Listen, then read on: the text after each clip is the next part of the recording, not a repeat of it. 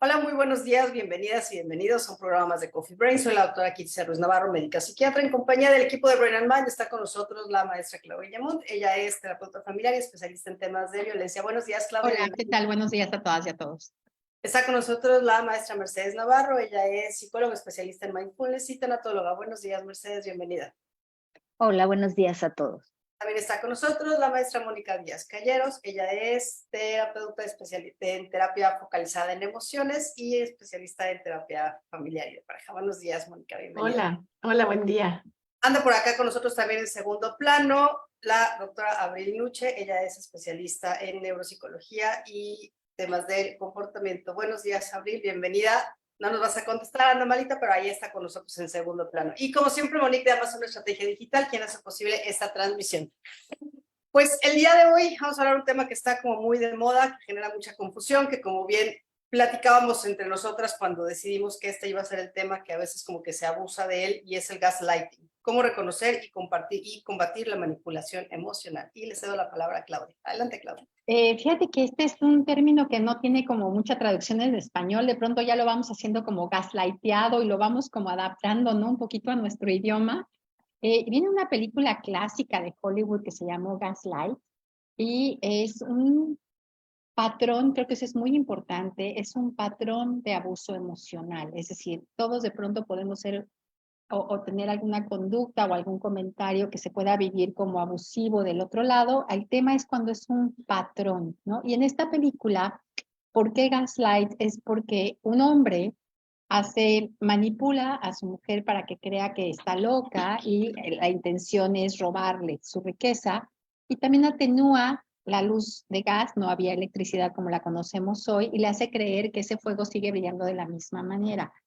El tema es que al convertirse en un patrón de abuso emocional, las personas que reciben este patrón, podemos o no llamarlas víctimas, están en una situación que las hace vivir como víctimas, no es algo que ellas hayan pedido o ellos hayan pedido, los hace dudar de su propia percepción, juicio o memoria.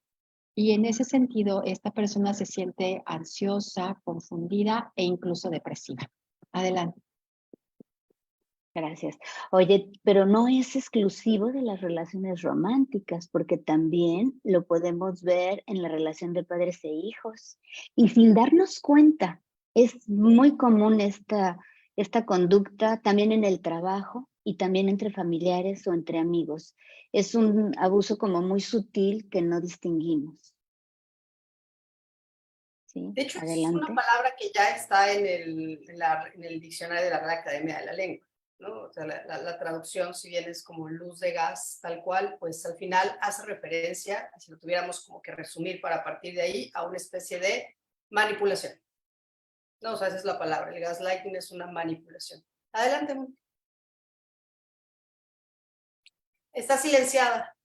Micro. Gracias. A mí me gustaría platicar un poquito de las primeras escenas de la película. Quien la quiera ver, es una película que de verdad vale la pena ver, en blanco y negro, 1940, se llama Gaslight, la encuentran en YouTube. Empieza el hombre preguntándole a la mujer, ¿dónde está ese cuadro? Y uno nada más ve la pared, donde está como la manchita de que ahí hubo un cuadro pegado, de que hay polvo, de que hubo polvo, y le dice, pues, ¿dónde pusiste el cuadro? Y ella le dice, no, yo no cambié el cuadro de lugar, pero claro, si ahí estaba, tú puedes ver que ahí estaba el cuadro, ¿dónde lo pusiste? No sé, ¿dónde puede estar? No sé, y ella empieza a voltear, y de pronto, pues ve así, dice, ay, mira, tal vez está ahí, y lo saca. Y entonces él le dice, ya ves, tú cambiaste el cuadro del lugar, porque si no, no sabrías dónde está. Y ella le dice, bueno, es que ahí apareció la última vez que desapareció de la pared, ¿no? Entonces uno empieza a darse cuenta de que esto es algo que ha venido pasando, que no es la primera vez. Y cuando empieza la película, uno la verdad es que no sabe si la mujer está loca o no está loca, porque pues ella es la que sabe dónde está el cuadro desaparecido, ¿no? Pero luego vemos que él toma una cosita del joyero y se la guarda en la bolsa, ¿no? Y siguiente cosa, ¿y dónde dejaste el prendedor? ¿No te lo vas a poner hoy que tenemos salida? ¿No te vas a poner el prendedor bonito el día de hoy? Y ella, es que no lo encuentro, ¿no? Y entonces empiezas a darte cuenta de cómo son estas cosas muy planeadas, como deliberadamente.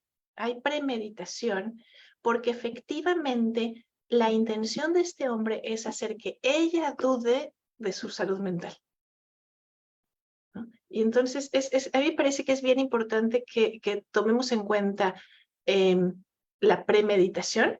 Sí es algo que se hace sabiendo el efecto que puede tener sobre la otra persona, que empiece a dudar de sus sentidos, lo vi o no lo vi, y además es una cosa que no es un hecho, no es una cosa que pasa una sola vez, sino que va a ir sucediendo y sucediendo y sucediendo de forma regular. Va a haber muchos eventos. Uno solo sería, bueno, pues no sé dónde puse las llaves, pues qué más da, ¿no? Tienen que ser muchos para que hablemos de gaslighting. Y bueno, ahí estoy pensando que esta puede ser muy sutil, ¿no? Pero no por ser sutil, no deja de ser peligrosa. Y por ahí hay un libro de Robin Stern que habla sobre los efectos del gaslight, ¿no? O sea, no nada más cómo sucede, todo el proceso que conlleva, porque decíamos que ese es un patrón de abuso emocional y cómo esto puede tener, pues, efectos en el mediano y en el largo plazo. Como decía Moni, no es un evento aislado, a todos nos puede pasar algo así, pero cuando ya es un patrón repetido a lo largo del tiempo, con premeditación, con una intencionalidad, pues puede llevar a la víctima, a la persona en situación victimal, a asumir que carece de criterio para tomar decisiones por sí misma, ¿no? Ese es como, podemos irnos desmenuzando los efectos poco a poquito, pero es esta duda total, completa, permanente de si soy apto para, pues para la vida, para tomar decisiones, para lo que estoy percibiendo, lo que estoy sintiendo, lo que estoy experimentando. Adelante. Me gustaría retomar un poquito lo que decía Moni, que son actos premeditados. Quizá cuando vemos como en una película, lo vemos como de observadores y desde afuera, sí pudiera parecer como algo premeditado, planeado, y decía, no voy a hacer esto para que pase lo otro. La realidad, y no sé ustedes qué opinen, es que, por ejemplo, cuando se trata de personas como narcisistas, ¿no? Esto que le llaman el narciso maligno, es un modus operandi de vida. O sea, no lo hace premeditadamente, sino es como ya un patrón de comportamiento constante muy normalizado. O sea, no es que diga voy a cambiar la joya para entonces enloquecerla y entonces voy a cambiar el cuadro. No, sino así es la persona. Y yo creo que eso todavía lo hace mucho más difícil que logremos como darnos cuenta dónde se está parado. Sí, yo quería comentar nada más una cosa. Lo que es que creo que hay veces en que abusamos de algunos términos. Y también hay veces como decir que uno dice, oye, te juro que lo dejé sobre la mesa. No, claro que no lo dejaste sobre la mesa. No, bueno, y uno piensa que sí lo dejó sobre la mesa, el otro no, y no hay como una malignidad, ¿no? Que sí puede haber en alguien que le dice, por ejemplo, ¿no has revisado los papeles del seguro? Sí, ahí te los puse sobre tu escritorio desde el viernes y sabe perfectamente que no los puso en el escritorio desde el viernes. Y al ratito pasa y pone ahí los papeles, ¿no? Ahí hay malignidad, no sé si me explico. O sea, es muy diferente.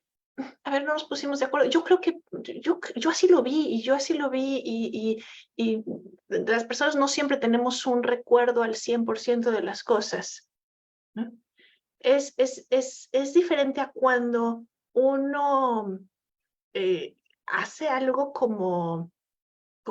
sí, quizá sin la empatía, sin tomar en cuenta de el efecto que puede estar teniendo sobre la otra persona, ¿no? Y ahí entra, ¿no? Parte de los efectos que están pues ya reconocidos y puestos en la literatura es la víctima empieza a dudar sobre el funcionamiento de su propia memoria, ¿no? Dado que la persona manipuladora la convence de que recuerda cosas que no ocurrieron y de que no recuerda cosas que tampoco han tenido lugar, ¿no? Pero que dejan en mejor lugar a quien está intentando manipular al otro. Suena así como un trabalenguas, pero creo que el ejemplo que dices, Moni, es perfecto. Es decir, algo que no ha sucedido y que planteas como que ya sucedió, o que ya sucedió y planteas como que no sucedió. Y entonces esta duda sobre la capacidad para recordar bien es uno de muchos efectos que empieza a tener este patrón de abuso emocional sistematizado. Adelante. Gracias. Damos la bienvenida a la doctora Guadalupe Castro y a Corina Schroeder, que se acaba de incorporar con nosotros. Adelante, Lupita. Gracias, una disculpa que llegué corriendo, pero acá estamos.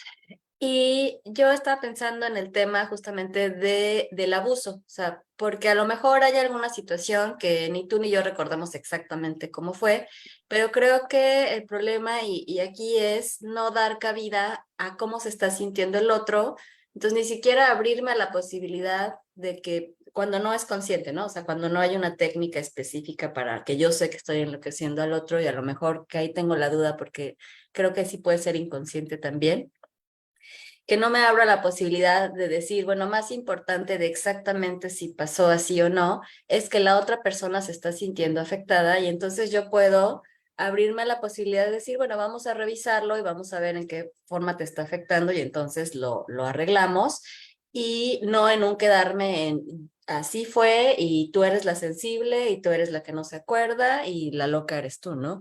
Entonces creo que ahí es donde entra el abuso de no considerar la parte subjetiva y que a lo mejor ninguno de los dos nos acordamos cuando no es una situación consciente. Y ahí podemos pues plantear otro efecto, ¿no? Que es la duda sobre la propia forma que podemos tener de razonar. Es decir, este abuso sistematizado emocional nos puede llevar a una incapacidad o a no confiar en nuestra capacidad de razonar, de tomar decisiones. Y entonces empezamos a buscar ayuda en el criterio de los demás, especialmente de esta persona que es la que está ejerciendo abuso emocional sobre nosotros, ¿no? Porque además nos van a hacer sentir que siempre estamos como en el error, ¿no? Y este tipo de manipulación pues empieza a hacernos dudar de lo que vemos, de lo que escuchamos, de cómo sacamos conclusiones, de si efectivamente estamos tomando en cuenta los criterios correctos para, es literalmente enloquecedor y nos refugiamos precisamente en el criterio de esa persona que nos hace dudar. Adelante.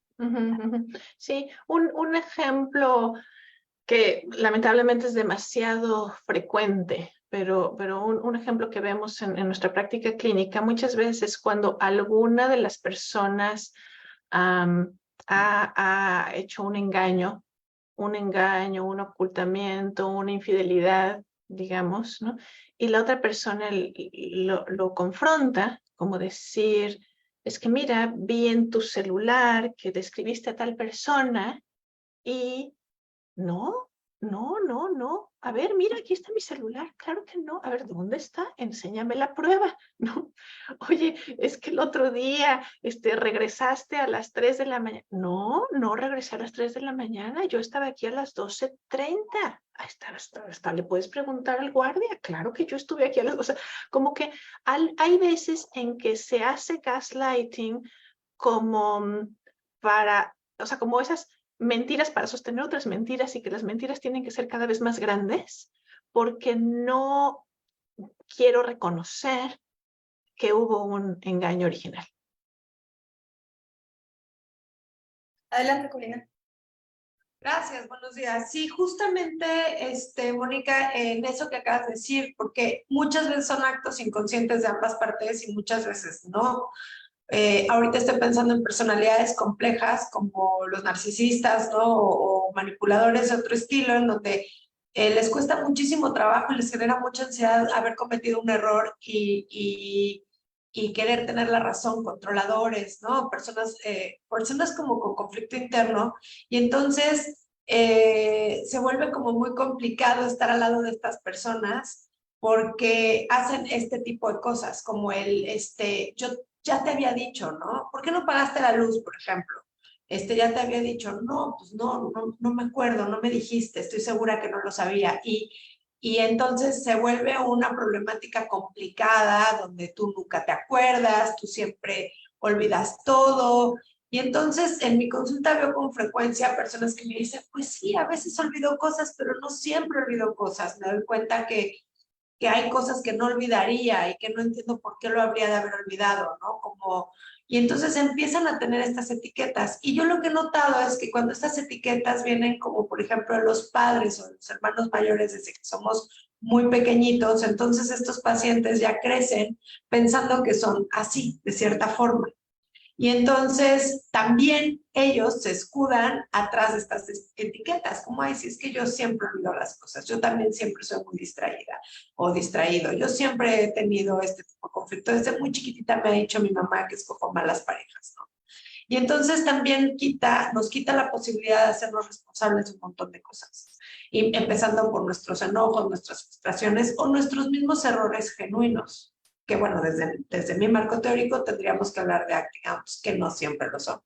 Entonces sí se vuelve un tema bien complicado el gaslighting, porque yo siempre les digo a los pacientes, tienes tú que saber dónde empiezas tú y dónde están tus propias limitaciones y dónde están las del que tienes enfrente, ¿no? Sí, gracias. Sí, bueno, voy a dar aquí un poquito de voz a los comentarios que pone Abril, que hoy no está participando con voz. Bueno, que menciona justamente algunas quejas de pacientes que han sido expuestos a abuso, que llegan a veces a la consulta ya como pensando que tienen TDAH o demencia y que a veces es un tema de abuso crónico. Y mi comentario justamente iba hacia allá, porque dice ella aquí en su comentario, necesitas tener una autoestima muy bien parada para no dejar de confiar en ti misma.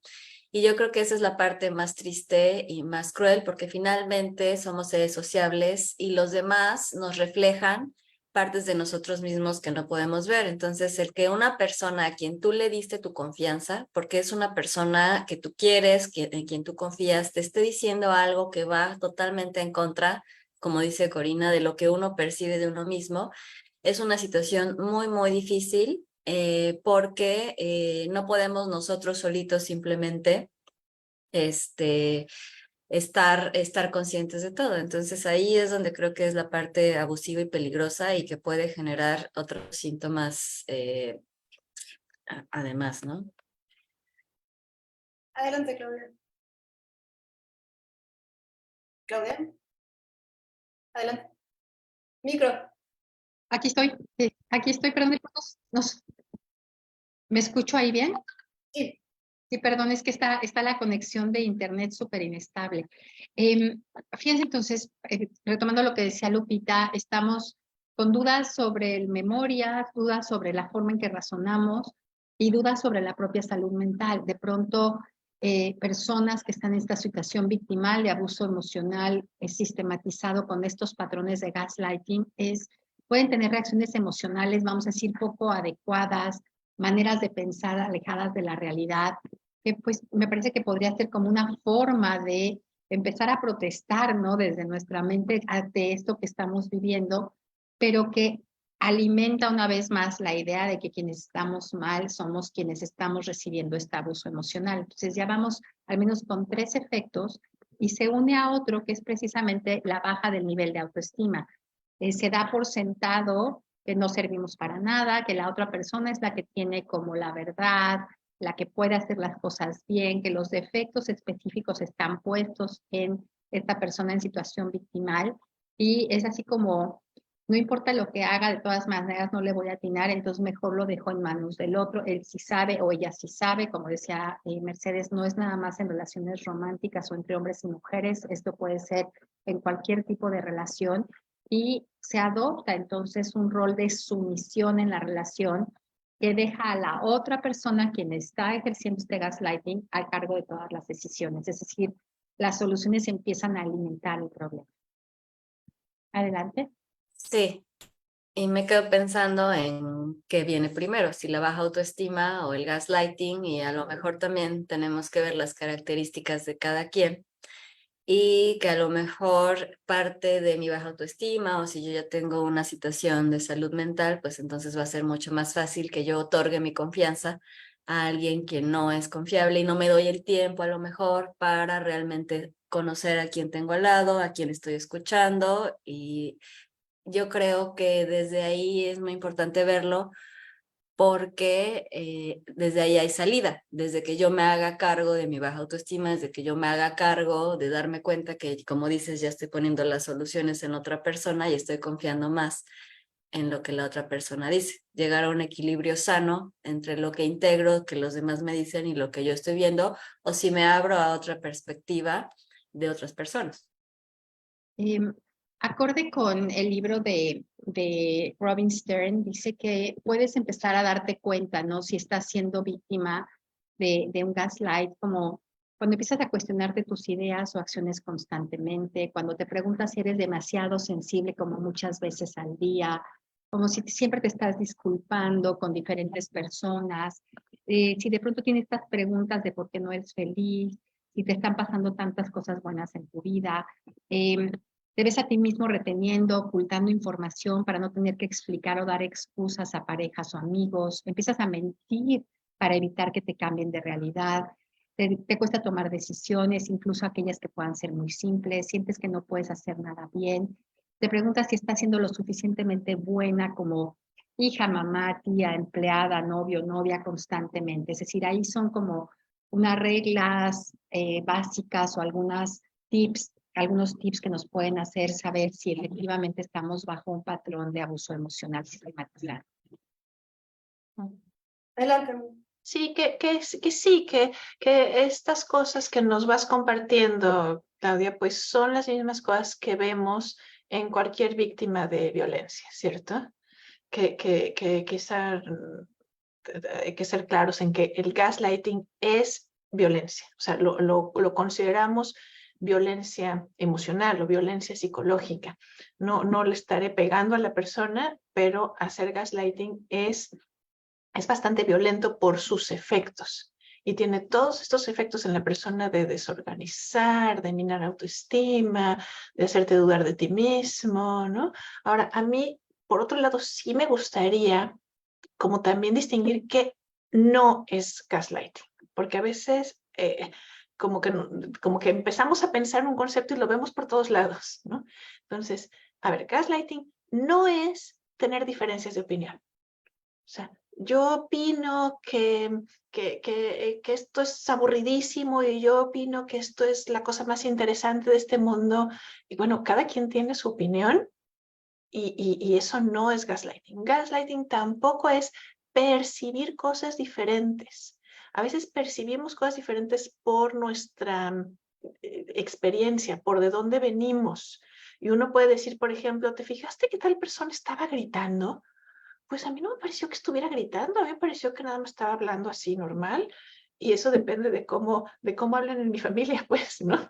Entonces, hay veces en que tenemos diferencias de cómo percibimos, o yo vi una cosa, pero tú viste otra, y también hay olvidos, las personas olvidamos cosas. Entonces, también puede ser que alguien diga, que tú le digas, oye, es que me dijiste que tal cosa, ¿no? ¿Te lo dije? Sí.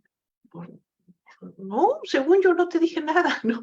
Entonces, el gaslighting no son diferencias de opinión, ni diferencias de percepción, ni olvidos.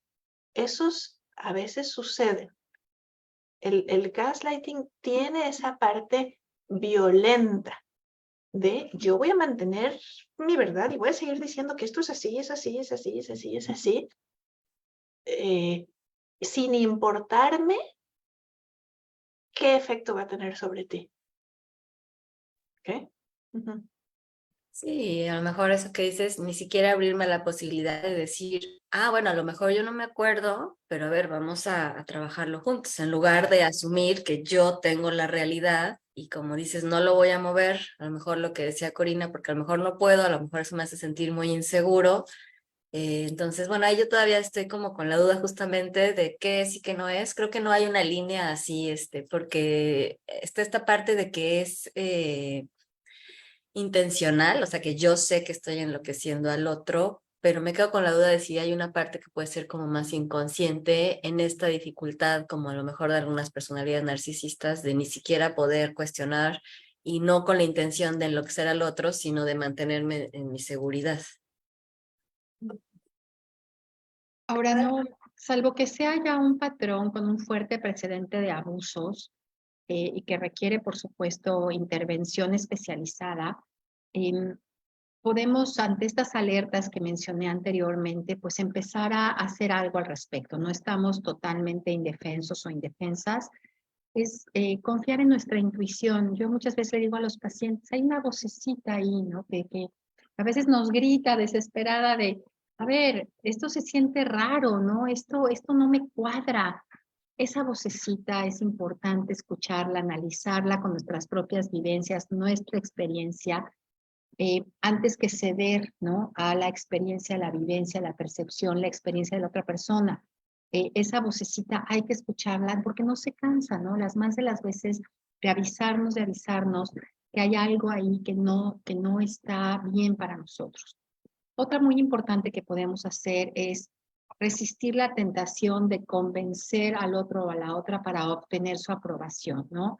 Más bien, como decía Mónica, podemos estar de acuerdo que estamos en desacuerdo, decir cosas como, pensé lo que me dijiste, pero siento que no es verdad para mí, o lo escucho diferente a como tú lo escuchas, mi realidad parece que es distinta a la tuya, y esto es perfectamente sano en una relación, la que sea, para establecer como límites claros. Si no necesitamos ceder para tener la aprobación de la otra persona.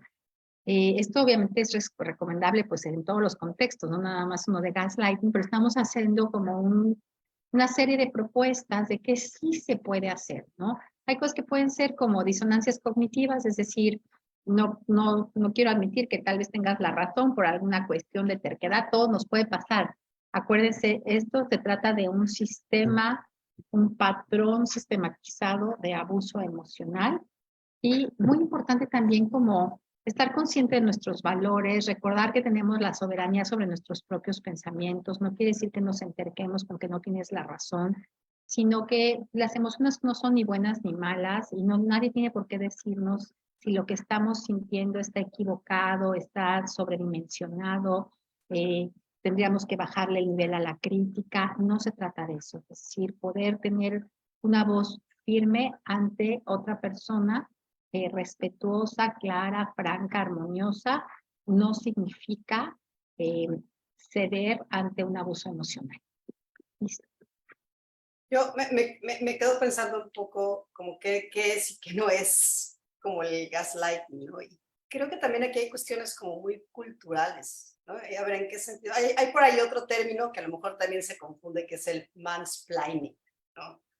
O la traducción es como la macho explicación, ¿no? Los hombres que explican, ¿no? O sea, es en la narrativa, ¿no? Y es bastante común, ¿no? Es una mujer que tiene una duda con el coche y entonces llega el experto hombre, ja, yo sí sé de coches, tú no sabes nada, ¿no? Y entonces te empiezo a explicar y te empiezo a tontear, para no decir otra palabra, ¿no? O sea, te estoy tonteando todo el tiempo en la explicación que te estoy dando.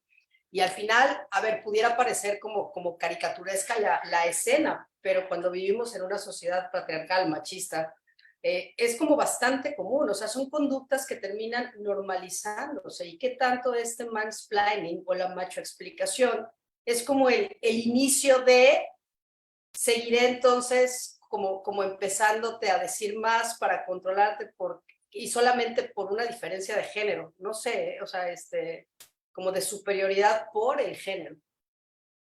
Adelante, Corina. Sí, yo lo que quería comentar también bajo esta duda del qué es y el qué no es, más o menos lo dijo Claudia y quisiera nada más como usarlas como palabras comunes, creo que tiene que ver con la consistencia, o sea, lo que decía Mónica, ¿no? Pues sí, a veces se me olvidan las cosas, a veces siento que estoy enloquecida, a veces tengo algo en la mente, exceso de trabajo, cansancio, lo que sea, y no por eso tengo TDA o no por eso, sí, o sea, yo creo que tiene que ver o sea, con las palabras mágicas que son siempre, nunca, todo el tiempo, ¿no?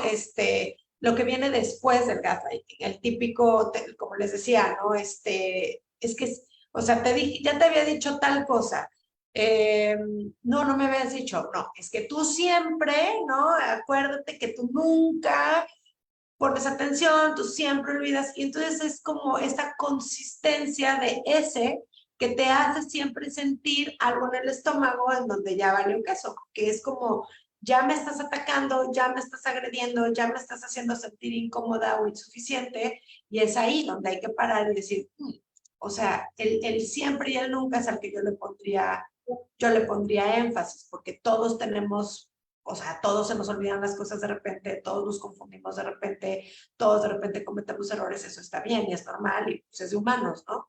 Pero cuando tienes alguien que te está como todo el tiempo diciéndote que tú eres tonto o que no puedes o que no eres capaz o que no quieres, o sea, o que tienes una mala actitud o que te ganas tu etiqueta de drama queen y ese tipo de cosas, es ahí donde uno se tiene que frenar y dice, no puede ser que siempre sea yo la que me exalto, no puede ser que sea siempre yo la que exagero, no puede ser que sea yo siempre la súper sensible, ¿no? Ahí es donde uno tiene que intervenir. Adelante, Mónica. Sí, sí, a mí me parece que es importante que entendamos el gaslighting también en un contexto de desequilibrio de poder. Por eso decimos que hay algunos papás que pueden hacer gaslighting con sus hijos, ¿no? Pueden decir, pues si te expliqué, si te dije, ¿no te acuerdas? ¿No? Y eso puede tener efecto devastador.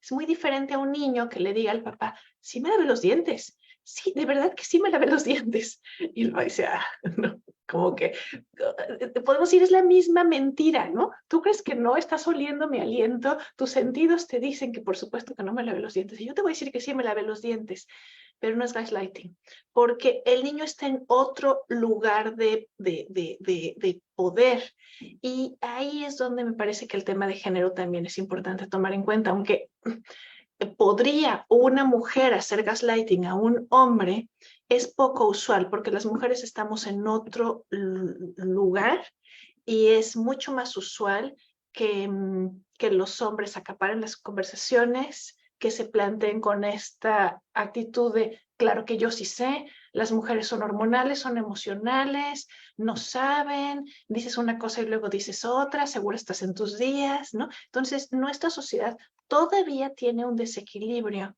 entre la posición de los hombres y las mujeres, y por eso es mucho más frecuente que podamos hablar de gaslighting en todo tipo de relación, incluso de jefes hacia sus colaboradoras, pero es una cosa que vamos a ver más aplicado de hombres hacia mujeres por el desequilibrio de poder que ya existe.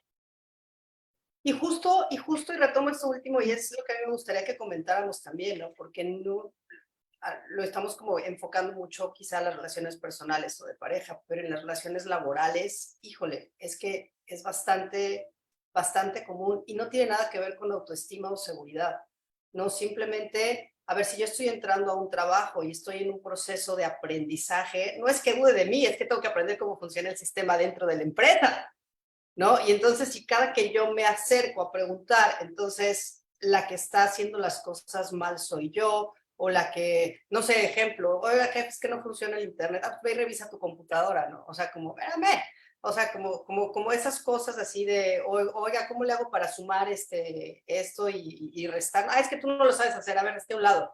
Cuando en realidad es un proceso, digo, son ejemplos muy simples, quizá no pasa así tan simple, pero es eso, ¿no? Estoy en un proceso de aprendizaje, estoy en un proceso de entrenamiento, yo no tengo injerencia hacia muchas otras partes porque tengo un jefe. Y entonces también en el área laboral no estoy tan segura que tenga que ver solo con una autoestima baja, sino creo que hay como muchos otros factores. Por eso creo que sí todos podemos ser víctimas, no importa la autoestima que tengas. Adelante, Juan.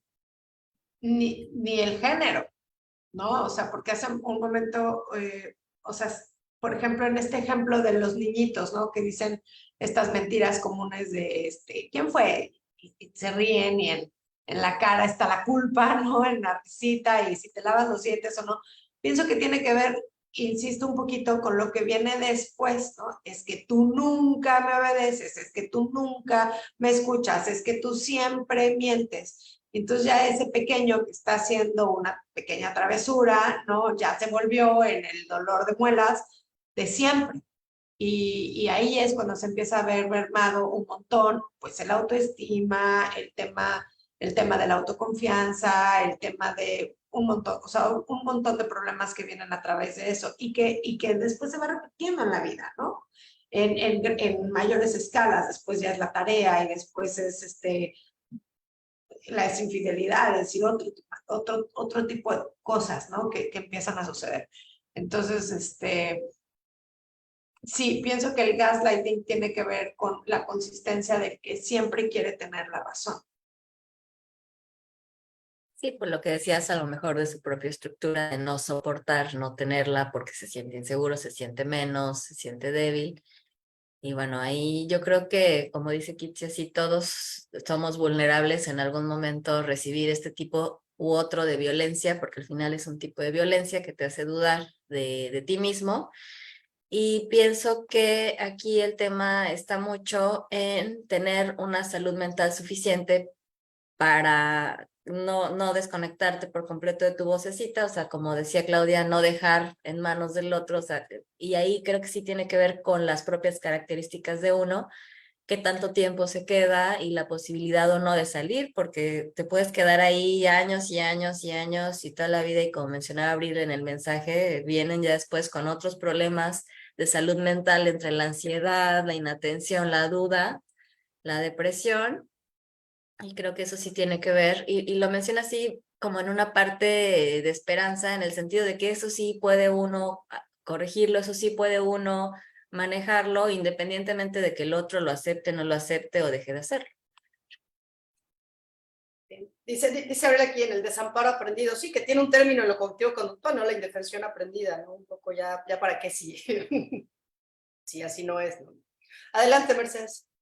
Sí, ahorita ponían ejemplo de los niños y hay un ejemplo tan sutil que a mí me mueve tanto cuando los papás están separados o de pleito y que está la mamá peleando, ¿no? Y el niño está ahí, cuelga y dice, ¿qué pasó, mamá?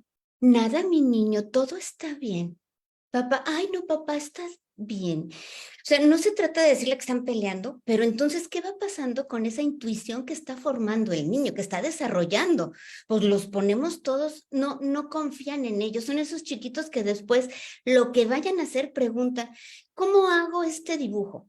¿Cómo hago esta rayita? Porque ya no confían en ellos, porque puede ser una constante, sobre todo cuando los papás están en esta situación de pleitos constantes, ¿no? Y algo ya como adultos, cuando nos damos cuenta que estamos dentro de esto, que es muy importante, los límites claros. Siempre aprender a poner límites a la otra persona. Claro que hay que saber cómo, porque también pueden ser violentos los que ejercen el control del gaslighting. Y otra cosa que, lo último ya porque yo ya me voy a retirar, es hay que cuidarnos, hay que ser amable con uno mismo, porque el gaslighting te desgasta mucho, tanto mental como físicamente. Entonces, esa comprensión y ese autocuidado creo que es elemental. Gracias. Adelante, Moni. Micro.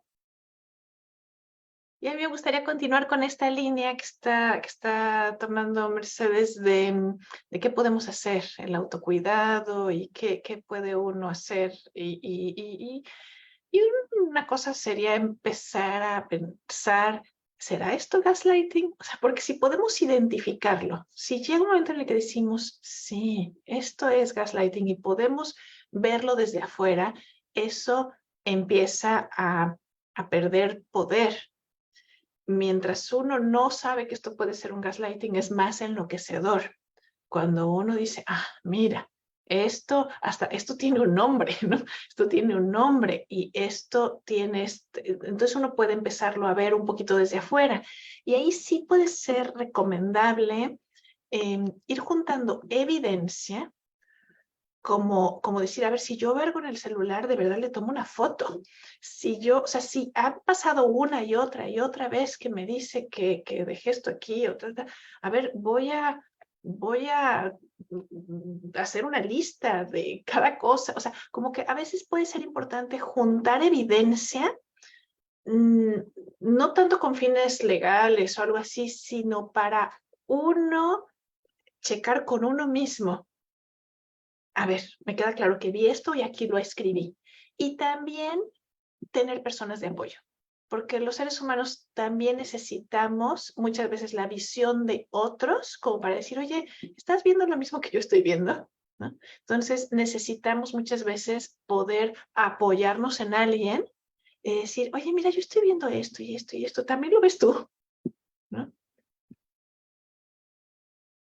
Sí, sí, totalmente. Y eso, ¿no? Como si ahí hay un conflicto entre lo que yo veo y lo que yo siento, como aprender a confiar y muchas veces las personas que crecen en ambientes donde los papás, no con mala intención, esto que comentaba Mercedes, de que dices, no, no pasa nada, muchas veces la intención es buena, proteger a los niños de los problemas o de las situaciones sin darnos cuenta que les estamos dando un mensaje muy confuso y entonces lo que pasa es que ellos empiezan a dudar de sí mismos y por supuesto que una persona que ya creció en un ambiente así va a ser muchísimo más difícil que después pueda dar crédito a lo que está sintiendo, a lo que realmente está pensando y se pone en una posición de más riesgo de quedarse con un abusador, específicamente alguien que le hace gaslighting, pues pensando que el otro tiene la razón y que sí el sensible y confundido es uno, ¿verdad? Entonces, esta parte del autocuidado, pues creo que tiene que ver con observar también la historia personal y a veces es muy doloroso, ¿no? Porque los papás, pues son los papás, los queremos y muchas veces no nos damos cuenta que ha habido una historia así que también hay que observar y a veces no se puede hacer eso solo.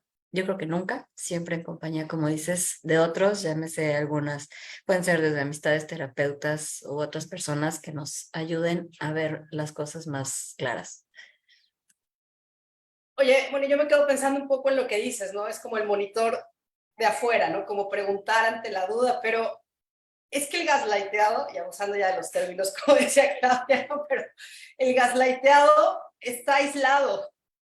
O sea, y creo que parte de, ¿no? De esta manipulación y de este abuso es el aislamiento. Y entonces, en ese aislamiento, como que cuesta mucho trabajo como levantar la mano y decir, oye, ¿qué piensas? No sé cómo brincas esa parte. Adelante. Sí, yo coincido, como todos los tipos de violencia. O sea, justamente sabemos que en todos los tipos de violencia, la violencia doméstica, por ejemplo, es muy usual que la persona abusiva empiece a provocar que cortes amistades, que cortes relación con tus familiares. Mira, es que tu mamá es bien metiche y tu papá nada le parece y tus amigas bien locas, ¿no? Y entonces parte del patrón que hemos visto de violencia y de abuso emocional es que se va aislando a la persona porque mientras más aislada, más difícil es salir de un patrón de abuso. Sí, sí, tienes razón. Entonces, el poder buscar esas como red de apoyo afuera de la situación abusiva es, es muy importante, es la salida, pero muchas veces justamente es difícil porque parte de lo que hace la violencia es provocar aislamiento y vergüenza. Y un poco en esa línea, probablemente y para algunas relaciones, todo lo que decía Moni, pues tómale foto, ¿no? Yo he visto en la consulta que el tema de los celulares, por ejemplo, o de las redes sociales, acortan el periodo en el que la pregunta es, no me estoy volviendo loca, no me lo imaginé, aquí está, ¿no? Aquí está la foto, aquí está como la evidencia que me hace sentir que esto no me lo imaginé, que el argumento que tú me vayas a dar no va a ser más fuerte que esto que es mucho más tangible, ¿no? Mucho más tangible.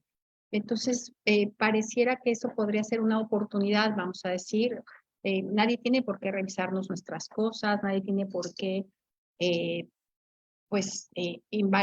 invadir esos espacios privados, pero si se da la ocasión y si de pronto te presto mi celular porque el tuyo se quedó sin pila y te encuentras algo que te vulnera, que es ocultamiento, que es traición, que es algo que me habías dicho que no había sucedido, entonces ahí tenemos un argumento suficientemente sólido Y yo estoy casi segura que la consulta les pasa a todas, ¿no? Que de pronto te llegan, pero es que me encontré esto, es que me dolió profundamente, es que me había dicho que no iba a volver a pasar, es que... Y me parece que eso puede ser una alerta importante en acortar los tiempos antes de llegar al control, al aislamiento, a esta pirámide del violentómetro que se llama, que puede ser tan agobiante y que cuesta cada vez un escalón más arriba y es, vamos a decir, más difícil salir de ahí. Sí, que son procesos bien complejos, o sea, no es como que ya nos dimos cuenta y mañana salimos, o sea, estamos en esa situación y, y dependiendo de la profundidad también es lo de uno mismo, de cómo se coloca uno en esas situaciones, entonces creo que por eso es importante estos programas, si yo ya lo estoy escuchando y de repente me cacho que sí estoy como apenadita y hay cosas que como que sí estoy no diciendo a las personas y voy sintiendo que me estoy quedando aislada, pues ahí es el momento de empezar a preguntarme, pues ¿será que hay gaslighting? ¿Será que hay este tipo de violencia o algún otro? Es como empezar a asomarme a la posibilidad con todo el susto que me puede dar. Y yo creo que a veces estos programas, los libros, las conversaciones de otras personas que lo comparten, nos pueden ir dando como la pauta del camino que hay que seguir. Es un camino que en muchas ocasiones requiere acompañamiento profesional de alguien que pueda ayudarnos a volvernos a sentir bien con nosotros mismos, a retomar esa seguridad para, antes de poderlo compartir con otras personas que a lo mejor no sepan cómo manejarlo o que nos quieran y se preocupen y entonces reaccionen de una forma que sin mala intención, pero nos pueda generar más malestar. Entonces, es un proceso nada sencillo, como ninguno de la violencia lo es, ¿no? Adelante. Sí, sí, y el problema de la vergüenza es que cuando uno siente vergüenza es una emoción bien desagradable que nos hace escondernos. Como que la reacción natural cuando uno se está sintiendo avergonzado es esconderse, que no me vean y así disminuyo un poquito el malestar de sentirme visto o expuesto.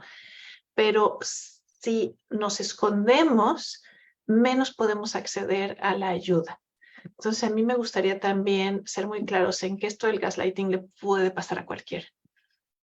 Todos podemos estar en una situación así y si podemos como reconocer, bueno, o sea, cualquiera cae, a cualquiera te pueden agarrar en esos momentitos de vulnerabilidad y de pronto ya estás un poco entrampado, de pronto ya estás dudando de ti mismo, de ti misma.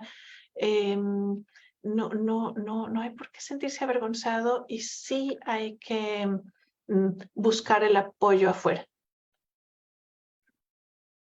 Sí, dice, no, acá vamos a darle voz a Abril, que dice, por eso que una de las principales señales es que te comiencen a aislar. Y eso viene también muchas veces con la violencia económica. Ay, pues, híjole, esto nos podría seguir dando como para desmenuzar y podríamos como estar como poniendo ejemplos y ejemplos, pero creo que el tiempo se nos fue volando, entonces pues nos vamos a los comentarios finales para ir cerrando el programa. Sí Bueno, puede ser un estado de indefensión aprendida, toma tiempo, es un proceso sistematizado de abuso, no son conductas esporádicas que todos podemos tener, de criticar algo, de no ponernos de acuerdo, que eso es parte de las relaciones. Puede aislarnos mucho, puede hacernos sentir vergüenza, hacernos dudar de nuestras propias percepciones, sensaciones, opiniones, y darle poder a una persona que ya de por sí hay un desbalance de poder, ¿no? Acuérdense que las violencias es una forma de ejercer poder.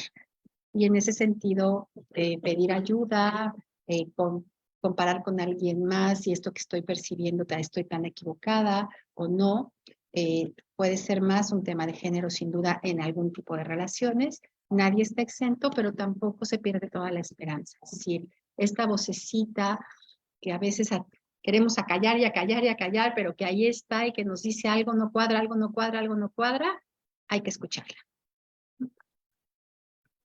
sí, sí, tener en mente que pues sí, a todos nos pasa, lo cual nos incluye que ese es el momento de voltear a vernos y de hacernos cargo de cómo es que me está pasando a mí ahorita y cómo lo resuelvo y que puede ser una posibilidad de crecer, puede ser una posibilidad de mejorar, siempre y cuando no me quede solo, siempre y cuando pueda ir más allá de la vergüenza y buscar la ayuda afuera en otras personas a quien podamos sentir confiables y levantar la mano y pedir ayuda, ¿no? Adelante, Mónica.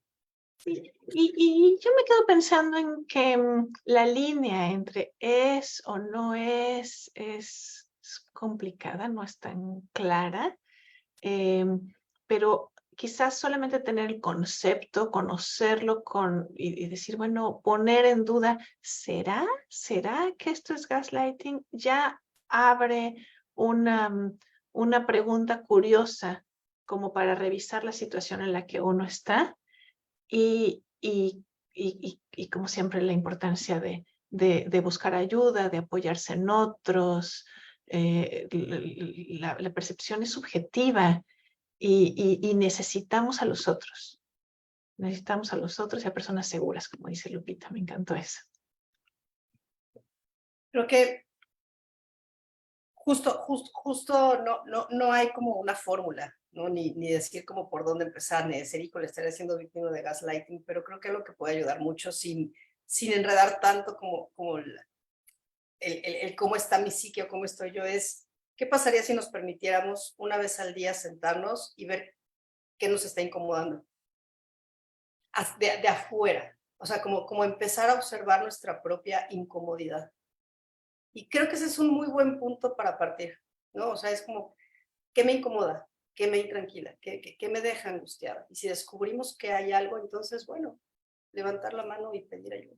No hay más, no hay más. Pues, si ya no hay más comentarios, muchas gracias a todos y a todas los que nos acompañaron. Muchas gracias, Mónica, Claudia, Corina, Abril, Pita, Mónica de Amazon Estrategia Digital, quien hizo posible la transmisión. Les recuerdo que el programa queda grabado en YouTube, Facebook, Instagram como brainandmind.mx. Si alguien desea contactar con alguna de las integrantes del equipo de Brain and Mind, puede encontrar toda la información en www.brainandmind.mx. Y nos vemos la próxima semana, misma hora, por los mismos medios, con el tema Otra forma de adopción, vientres de alquiler y maternidad subrogada. Gracias, hasta la próxima.